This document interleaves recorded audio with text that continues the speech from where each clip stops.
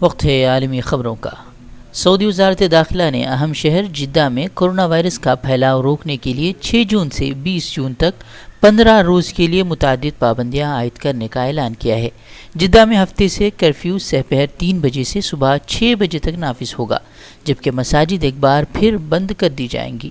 ان پابندیوں کے تحت وزارتوں، سرکاری و نجی شعبے کے ملازمین دفاتر جا کر کام نہیں کر سکیں گے۔ رپورٹ میں کہا گیا ہے کہ شہر میں ریسٹورنٹس اور کیفے میں بیٹھ کر کھانے یا پینے کی اجازت نہیں ہوگی، جبکہ 5 سے زائد افراد کے ایک جگہ جمع ہونے پر بھی ممانعت رہے گی۔ کرفیو کے علاوہ اوقات میں شہری مقامی فلائٹس اور ٹرینوں کے ذریعے سفر کر سکیں گے اور شہر میں داخل اور اخراج کر سکیں گے۔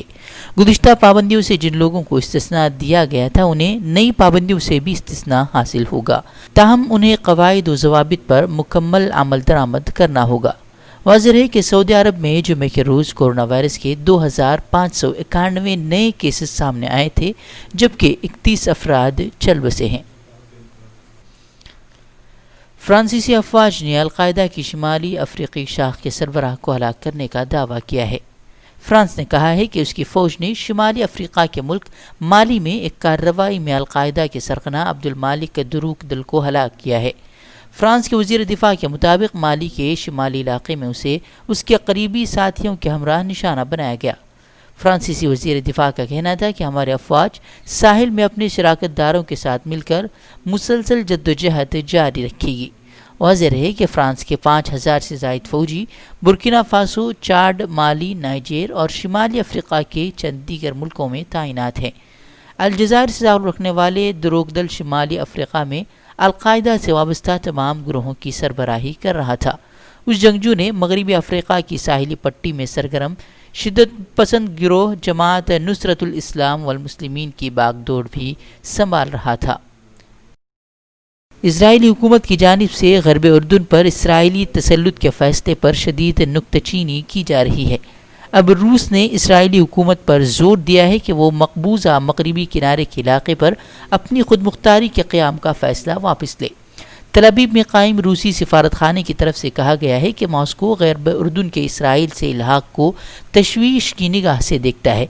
روسی سفارت خانے کے فرسٹ سیکریٹری نے ایک بیان میں کہا ہے کہ ماسکو نے اسرائیلی حکام کو بتا دیا ہے کہ روس غرب اردن پر اسرائیلی ریاست کی خود مختاری کے قیام کی مخالفت کرتا ہے اور اس فیصلے کو 2 ریاستی حل کو ناکام بنانے اور خطے میں پائیدار امن کی کوششوں کو تباہ کرنے کے مترادف قرار دیتا ہے۔ خیال رہے کہ اسرائیلی وزیر اعظم بنجامن نیتن یاہو نے انتخابات میں جیت پر غرب اردن کا اسرائیل سے الحاق کرنے کا اعلان کیا تھا۔ انسانیت کے لیے انتہائی مہلک ثابت ہونے والی کورونا وبا سے ہلاکتوں کا سلسلہ جاری ہے۔ گزشتہ 24 گھنٹوں میں دنیا بھر میں 4900 افراد وائرس سے ہلاک ہو چکے ہیں، جبکہ 130,000 سے زائد نئے کیسز سامنے آئے ہیں۔ وائرس سے اب تک 33,51,000 سے زائد مریض صحت یاب بھی ہو چکے ہیں۔ وہیں کورونا وائرس سے امریکہ سب سے زیادہ متاثرہ ملک ہے۔ گزشتہ 24 گھنٹوں کے دوران امریکہ میں 975 اموات ہوئی ہیں، جس سے امریکہ میں کورونا ہلاکتوں کی تعداد 1,11,390 تک پہنچ گئی ہے، جبکہ 19,65,000 سے زائد افراد وائرس کا شکار ہو چکے ہیں۔ ایران کے لیے امریکہ کے خصوصی ایلچی برائن ہک نے کہا ہے کہ امریکہ ایران کے خلاف پابندیوں کا سلسلہ جاری رکھے گا تاکہ اسے مذاکرات کی شرائط پر آمادہ کیا جا سکے۔ بین الاقوامی جوہری توانائی ایجنسی نے کل جمعے کے روز ایران کی جوہری سرگرمیوں سے متعلق ایک رپورٹ میں تصدیق کی تھی کہ تہران کا افزودہ یورینیم کا ذخیرہ 2015 کے جوہری معاہدے کی مجاز حد سے 8 گنا زیادہ ہو چکا ہے۔ یہ اضافہ سن 2019 میں اس وقت شروع ہوا جب ایران نے جوہری معاہدے کی شرائط پر عمل درآمد ترک کرنا شروع کر دی تھی۔ برلن نے امتیازی سلوک کے خلاف نیا قانون منظور کر لیا ہے۔ نئے قانون کے مطابق اب پولیس سمیت دیگر ارباب اختیار جلد کی رنگت، جنس اور دیگر عوامل کی بنیاد پر کسی کے ساتھ امتیازی رویہ اختیار نہیں کر سکیں گے۔ قانون دانوں کے خیال میں اس نئے قانون کی مدد سے جرمنی میں منظم نسل پرستی کا خاتمہ ممکن ہو سکے گا۔ ریاست برلن انسداد نسل پرستی کا اپنا قانون منظور کرنے والی جرمنی کی پہلی ریاست بن گئی ہے۔ اس قانون کے تحت متاثرین ہر جانے کا دعویٰ بھی کر سکتے ہیں، ساتھ انتظامیہ کو متنازع الزامات کو رد کرنے کا حق بھی حاصل ہوگا۔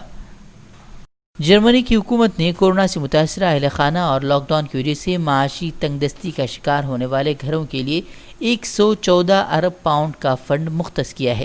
انہوں نے بتایا ہے کہ کورونا کی وجہ سے متاثر ہونے والے خاندانوں کے ہر بچے کو 300 یورو حکومت کی طرف سے دیے جائیں گے تاکہ ایک بار پھر خوشحالی کی طرف لوٹا جا سکے اور پھر ملک کی معیشت کو مضبوط کیا جا سکے۔ خیال رہے کہ کورونا وائرس اور لاک ڈاؤن کی وجہ سے جرمنی کی معیشت گزشتہ 70 سالوں کے مقابلے میں بدترین صورت اختیار کر گئی ہے، جس کی وجہ سے شرح نمو کم ہو کر 6.3% تک پہنچ گیا ہے۔